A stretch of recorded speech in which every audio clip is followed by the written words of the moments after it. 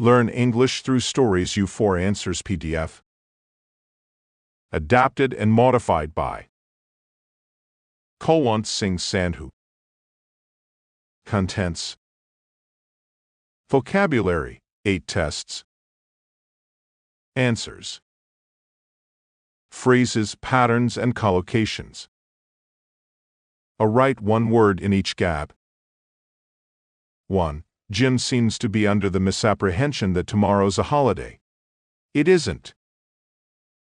2. These findings cast doubt on previous research done in this field. 3. This photo's a little out of focus, but you can still see their faces. 4. Look on the bright side, it's nearly the end of term. 5. I'm not against animal testing in principle. 6. I think I'll always associate this song with our holiday in Majorca. 7. You have to bear in mind that there'll be quite a few children there. 8. Where did Susan's belief in reincarnation come from? 9. Dad said that my borrowing the car tonight was out of the question. 10. Hearing the news about Caroline put my small problems into perspective. 11. What's the best course of action from your point of view?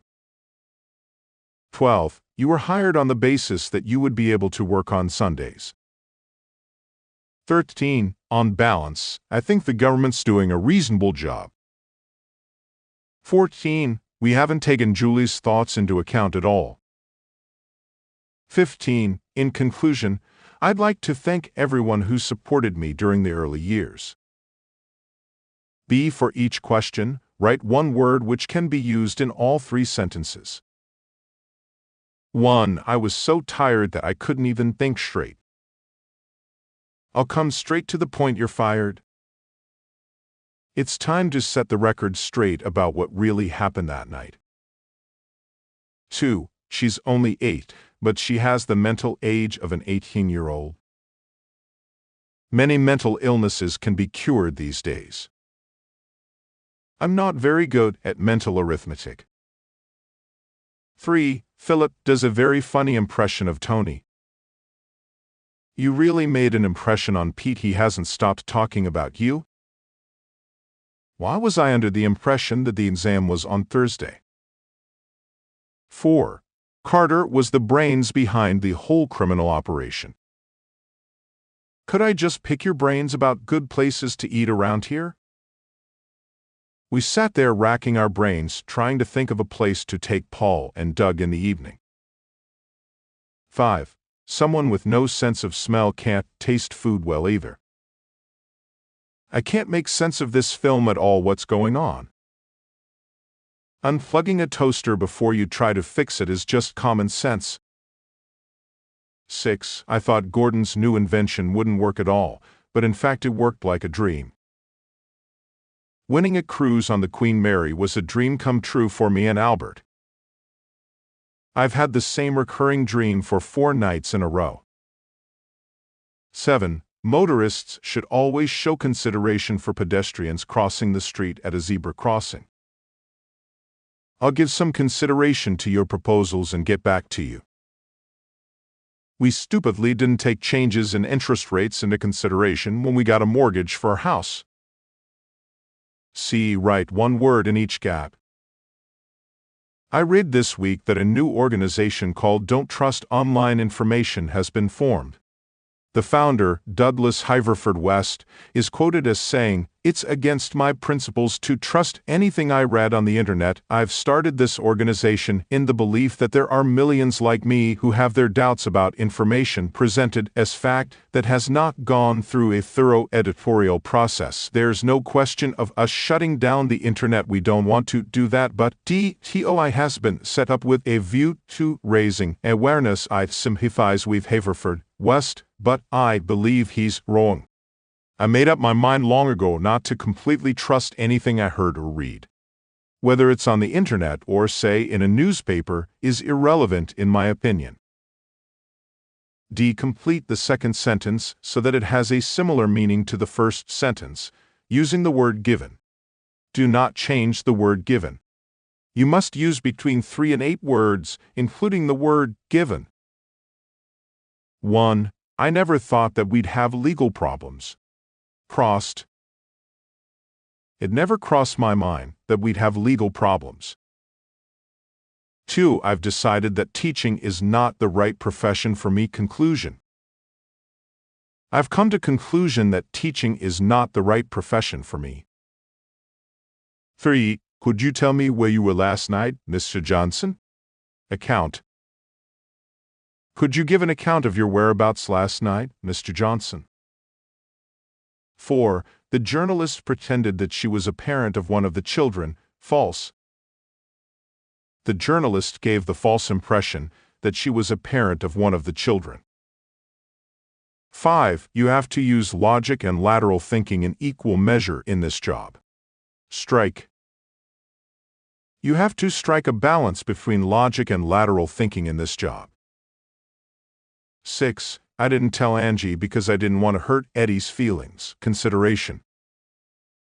I didn't tell Angie out of consideration for Eddie. Idioms. Eat complete using the words in the box.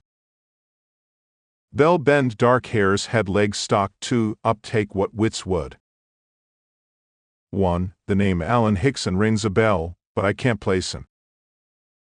2. Stop wasting time splitting hairs and look at the big picture.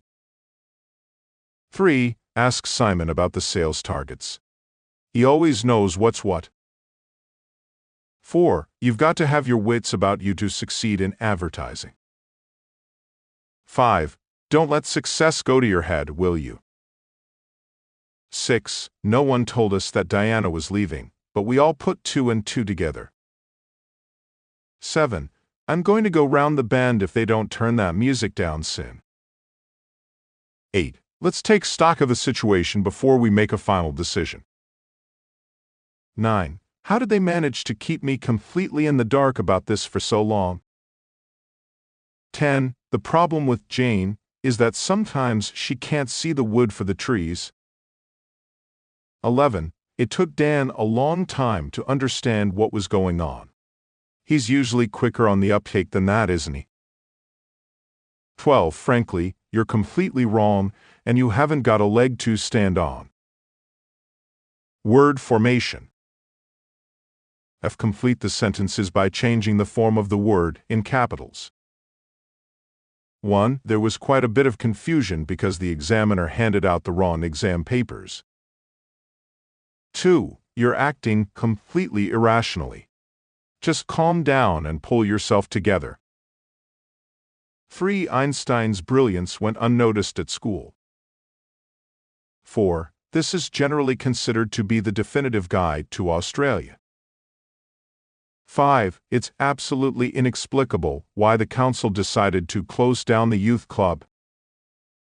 6. I just stood there and listened in disbelief as Ben told me the news.